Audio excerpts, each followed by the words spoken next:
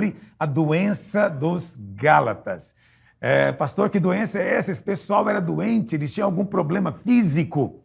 Não, quando nós falamos aqui da doença dos Gálatas, estamos falando de algo espiritual, de algo que aconteceu com eles e que estava, vamos dizer, produzindo neles um problema espiritual. Então, só relembrando, volte aí na sua Bíblia, no capítulo 1, no verso 6, Paulo começa a sua carta dizendo para eles: admira-me que estejais passando tão depressa daquele que vos chamou na graça de Cristo para outro evangelho. Uau! Essa é uma das coisas mais chocantes no livro. Esses irmãos estavam passando para outro evangelho. Paulo diz: eu estou admirado. A palavra que no original tem o sentido de eu estou perplexo, eu não consigo nem expressar toda a minha condição aqui de perplexidade, de que vocês estão passando daquele que vos chamou na graça, ou seja, vocês estão abandonando a graça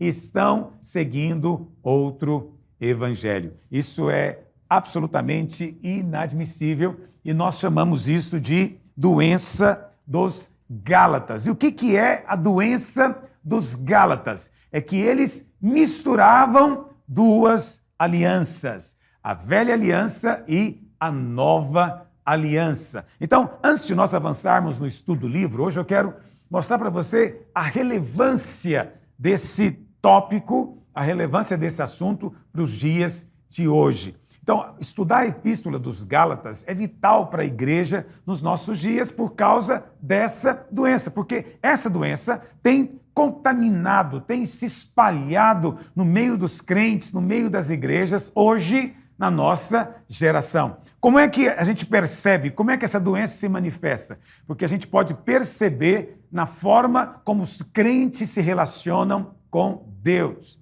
Então, eles creem que são salvos pela graça, mas vivem no seu dia a dia se relacionando com Deus com base no seu merecimento. Ok? Lembra que eu falei para você na nossa aula passada? Graça, favor imerecido. Lei é favor ou supostamente um favor que nós merecemos. Quando você anda pelo merecimento, você está voltando ao padrão da lei do Velho Testamento. Mas o que acontece quando você crê que é salvo pela graça, mas depois se relaciona com Deus com base no merecimento? O resultado disso é que você vai ter um relacionamento com Deus problemático, porque no momento você crê que Deus está feliz com você, no outro momento você já vê que ele está zangado, não é? Você não conseguiu cumprir os mandamentos, então ele ficou triste, mas daqui a pouco você consegue obedecer, aí ele fica alegre novamente. Então, quando Deus está zangado, você fica com medo dele punir você com doenças, com pragas, com maldições, e então você fica ali angustiado e o seu problema torna-se Deus. Entende? Você fica o tempo inteiro com problemas no seu relacionamento com Deus. Isso faz com que a vida cristã se torne muito pesada, cansativa. E ainda que as pessoas, a maior parte das pessoas não admitem isso, elas pensam que o cristianismo é algo reservado para super crentes, pessoas extraordinárias, não é? Quando você anda baseado no seu próprio merecimento, no merecimento da lei, você nunca se sente qualificado para receber bênção nenhuma da parte de Deus. Mas sabe uma outra coisa muito séria? Você também nunca se sente qualificado para ser usado por Deus. Porque você nunca chega ao ponto de dizer, não, eu estou pronto para ser um líder, eu estou pronto para realizar aquela tarefa. Mas você está sempre com medo, porque você crê que Deus não vai honrá-lo.